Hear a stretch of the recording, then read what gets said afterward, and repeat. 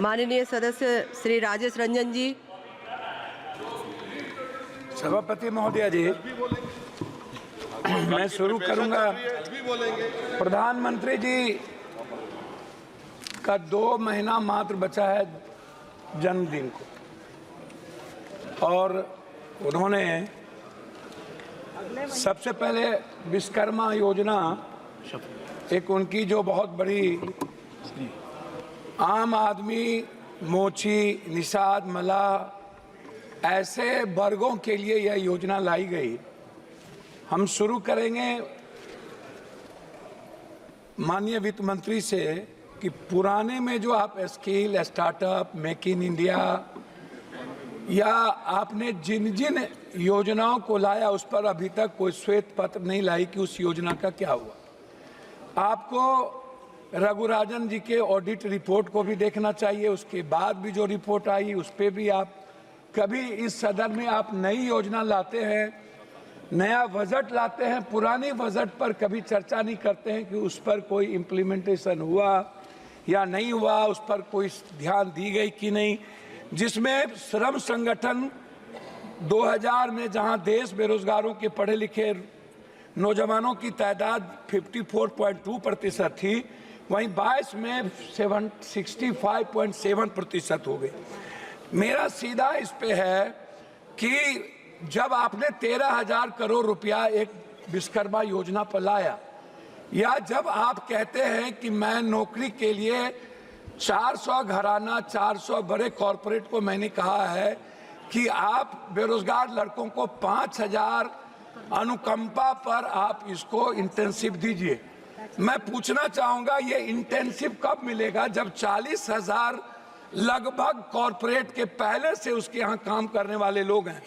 तो 2 करोड़ की योजना में, 2 करोड़ की नौकरी में 25,000 एक कॉरपोरेट पर कहां से वो आएगा? ये जरा सा हमें बताएं, ये कौन सा झूठ वाली बात है बेरोजगारों के लिए। दूसरी चीज, रोजगार पर जब आप बात करते हैं तो इस देश में सबसे ज्यादा इंडस्ट्री किस पर है? वो है फूड प्रोसेसिंग पर, वो है पर्यटन पर, वो है टेक्सटाइल पर, बुनकर पर, वो है कालीन पे।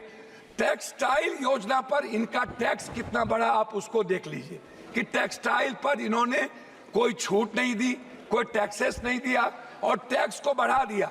जब हम टेक्सटाइल को बढ़ावा नहीं देंगे तो रोजगार कहां से डेवलप होगा? तो जब हम फूड प्रोसेसिंग, जो सबसे ज्यादा यूपी, बिहार या जहां पर भी दलहन तेलहन, जब हम बात करते हैं मक्का की, मखान की, दूध प्रोडक्टिविटी की, उसके चीजों की, उस पर टैक्सेस को आप बढ़ाए हुए हैं। आप जो सबसे ज्यादा काम करने वाली 70-80% महिलाएं हैं, हमारी बेटियां हैं, उस पर आपके लिए कोई नई योजना नहीं है। आपने क्या किया? आप हमको, आपने जितनी बजट लाई है, आप सीधा का सीधा कॉर्पोरेट कॉर्पोरेट कॉर्पोरेट। लेकिन जब हम बात करते हैं जो आम आदमी से जुड़ा हुआ है, जिसको सब लोग कह रहे हैं, इवन मंत्री जी हमारे गडकरी साहब ने भी जो हेल्थ से जुड़े 18% GST की बात की। हम अस्पताल को फ्रीडम दे रहे हैं, लेकिन जो आम आदमी की दवाई है, उसका जो इक्विपमेंट है, अल्ट्रासाउंड है, CT स्कैन है, MRI है या जांच का विषय है, उस पर हम बोझ डाल रहे हैं। तो आम आदमी को कहां से बेनिफिट मिलेगा? अभी सबसे बड़ी बात क्या है, बैंक की जब बात आती है सभापति महोदया, तो बैंक क्या करती है? हमारे यहाँ बिहार में 100-200 रुपया वाला गरीब लोग बाहर में काम करते हैं, वो बैंक को 100-200 रुपया, 1000 रुपया भेजता है। बैंक मिनिमम बैलेंस के लिए 1000, 5000, 7000 रुपया काट लेता है। अब आप बताइए, क्या आपने इसको रोकने का कोई प्रयास किया कि बैंक उस पैसे के, जो मिडिल क्लास और गरीब का पैसा है, जो बाहर से अपने माँ बाप को भेजता है, वो पैसा ना काटे? ये इस पर आपने कभी चर्चा की कि बैंक जिस तरीके से आज बैंक आपका बैंक आपको कितना पर लोन देता है? आपने बैंक को क्या बेनिफिट दी, या बैंक को आपने क्या कहा? जो बांग्लादेश में आज जो मोहम्मद यूनुस को वहां बनाने की मांग उठी, क्यों उठा? उसका कारण क्या था? उसके सबसे बड़े कारण थे कि उन्होंने बैंकिंग सेक्टर को आम लोगों के लिए उसके लिबरलाइज, उसको लोन का, उसके ब्याज और उसकी सूद को कम किया। लेकिन क्या मिडिल क्लास कोई गरीब आदमी कर सकता है? हम आते हैं किसान पर, आपने किसान पर टैक्स नहीं बढ़ाया, लेकिन आपने क्या किया, 50 किलो खाद को आपने 45 किलो कर दिया, आपने 40 किलो कर दिया। मैं जानना चाहता हूं कि 45 किलो को 50 किलो को क्यों कम कर दिया। दूसरी चीज जो सबसे बड़ी बात है उसको मैं आपसे कहना चाहूंगा कि मैडम बार बार रोजगार की बात होती है, बार बार यूथ की बात होती है, एजुकेशन की बात होती है। हमें आप मैडम बताइए, दलितों को स्कॉलरशिप मिलता था, स्कॉलरशिप में अब क्या किया गया, उस दलित के स्कॉलरशिप को रोक दिया गया। कहा गया पहले तुम एडमिशन लो, 60% जब तुम्हारा, मैडम मैं आ रहा हूं, 60% जब तुम्हारा होगा अटेंडेंस तब हम तुमको स्कॉलर देंगे। इस तरह मिनिमम मदरसे की आप चीजों को 2 करोड़ कर दिए। आप अल्पसंख्यक जैसे मौलाना आजाद जो फेलोशिप था उसको आपने बंद कर दिया। आपने बजट को आपने सीधा 117 करोड़ पर ले आए अल्पसंख्यक के लिए। तो जो आप सबका विकास सबकी बात करते हैं नरेंद्र मोदी जी की सरकार। मेरा मैडम लास्ट है बिहार से। बिहार सरकार ने लगातार बिजली को लेकर के वन नेशन, जैसे वन नेशन वन एजुकेशन की बात उठती रही, वन नेशन वन हेल्थ जो हमारे राजस्थान की सरकार ने किया, बिहार सरकार ने 4 चीज आपको भेजा है। एक भेजा है वन नेशन वन टेरिटरी बिजली पर जो सबसे ज्यादा मांगा 4000 करोड़ रुपया बिहार सरकार पर अब ज्यादा बोझ पड़ता है। धन्यवाद।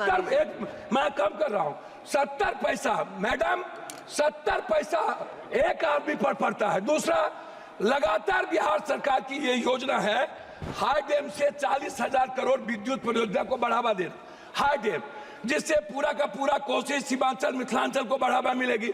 मैडम क्या हुआ इस बजट में, क्या आपने नेपाल सरकार से बात करके आपने हाई डैम बनाने की परियोजना की? एक तीसरा चीज बिहार सरकार ने कहा है कि हमको 15 लाख, एक मिनट, बिहार सरकार ने कहा है कि हमको उद्योग को बढ़ावा देने के लिए हमको 15 साल आप जीएसटी माफ कर दीजिए ताकि हम अपने डेवलप करें। आपका हमको नहीं चाहिए। चाहे डालमिया नगर, हमको आईएम की बात हमने किया पूर्णिया में, हमने आईटी की बात किया पूर्णिया में, हमने बात की मक्का और मखान पर फैक्ट्री की, आपने वो नहीं किया। तो आप उल्टे ही सारे के सारे मिडिल क्लास के पर जीएसटी का बोझ डाल दिया, आपने युवाओं पर, गरीबों पर बोझ डाल दी, आपने किसानों पर बोझ डाल दिया, लेकिन आप कॉर्पोरेट को सपोर्ट करते रहे। अब हम लोग को बोलने के लिए पहले आप खड़ा कर देंगे। लास्ट कर रहा हूं, हमको 30 सेकंड, हम 30 सेकंड के लिए